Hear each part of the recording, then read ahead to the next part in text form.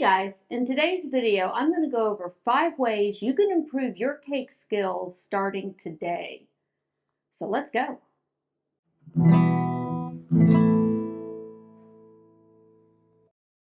The first way, and probably the most important way, is to start paying attention to details.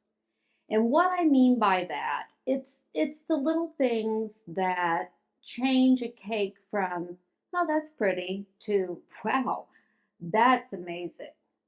It's all in the details. So like if you're doing vertical stripes on a cake, make sure you space them correctly all the way around. Don't have wide gaps and little gaps.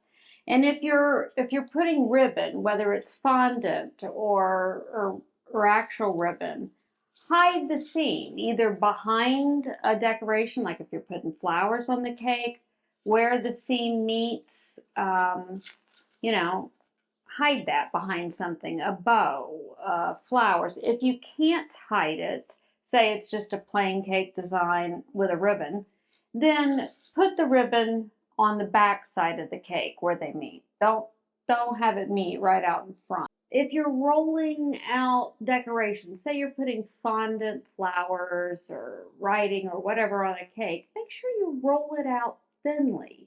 Nobody wants to look at a big thick flour on the side of a cake. If you're writing on a cake, pay attention and have it level. Don't have your writing going uphill or downhill.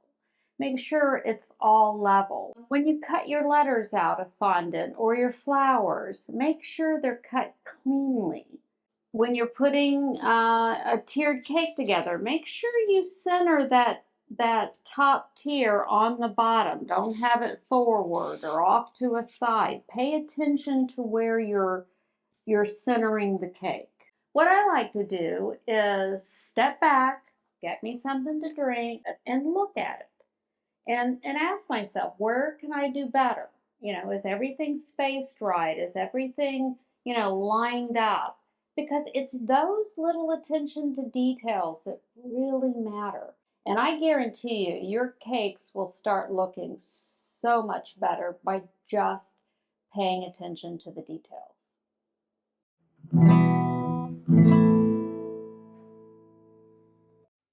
The second way to improve your cake skills is to invest in some good equipment. Now, you don't have to go out and spend a fortune, but using good equipment will help speed your time up. You won't be taking as long.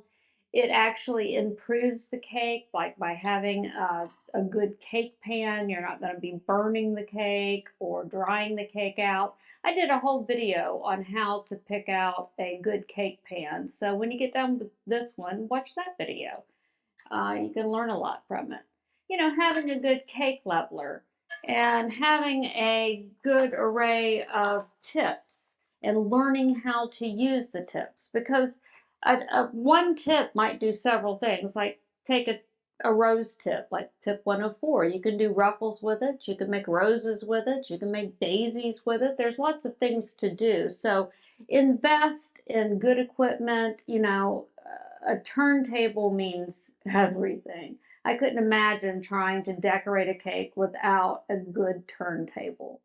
So invest in good equipment, and that will take you a long way in improving your cake skills.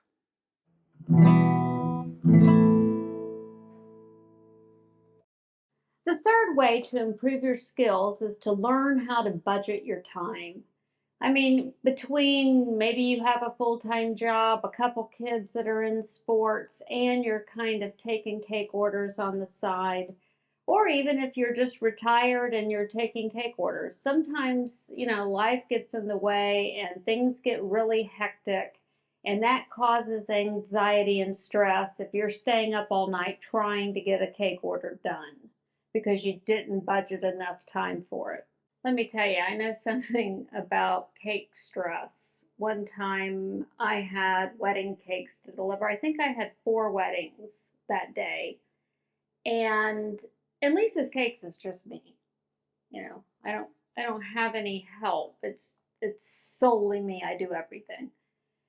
And I freaked out. I did not budget my time as well for those 4 weddings. The bride changed the design at the last minute. And anyway, I thought, when it came to that last wedding, I was scared I wasn't going to get the cake done. I mean, I did. I got it done. I pulled it off. But let me tell you, I cried all the way home and I decided, okay, never going to do that again. And let me show you what I do now to budget my time effectively.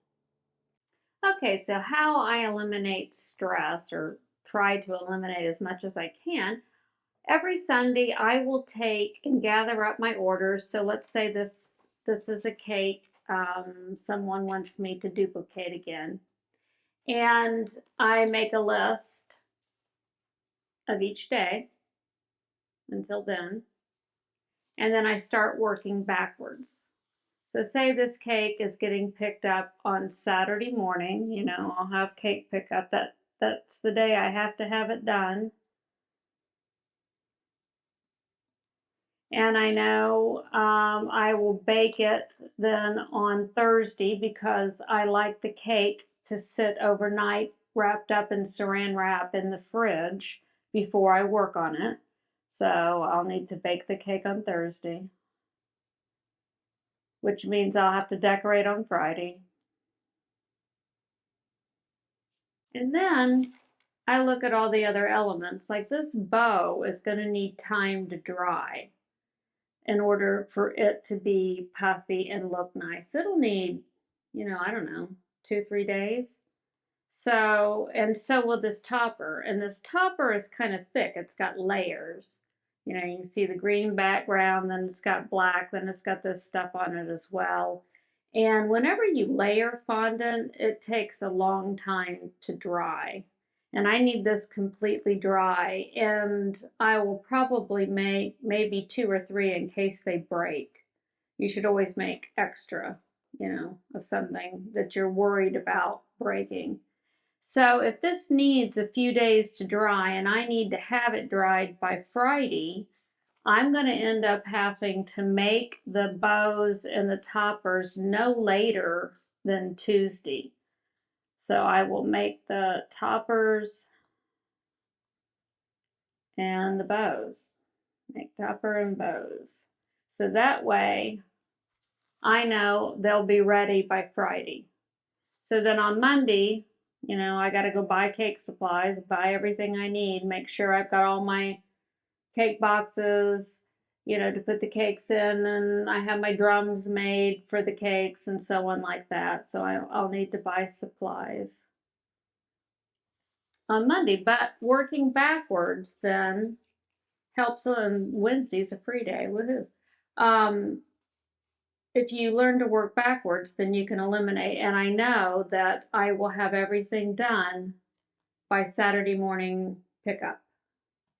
So learn to budget your time, figure out what works for you. Always allow more time than what you think you'll need for things like breakage. Don't just make one and then when you go to pick it up Friday, it cracks, because then you're in a world of hurt. So just learn to budget your time effectively, and then you're not going to be as stressed, and then you'll have more time to do all the little details on the cake. So learn to budget your time, and that will help improve your cake skills immensely.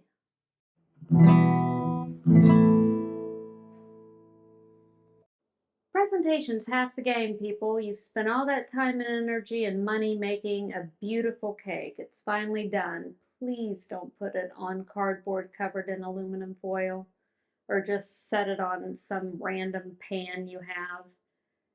Go ahead, take the time, make a drum. It only takes a few minutes. I got a video on how to make drums so they are more cost effective.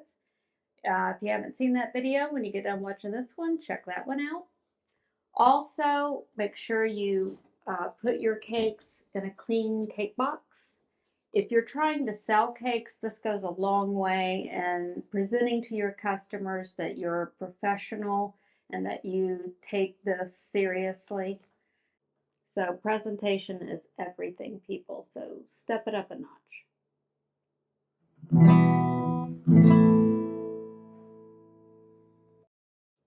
And finally, people, keep learning new skills. You never know when it'll come in handy, and there is so much to learn with cake decorating.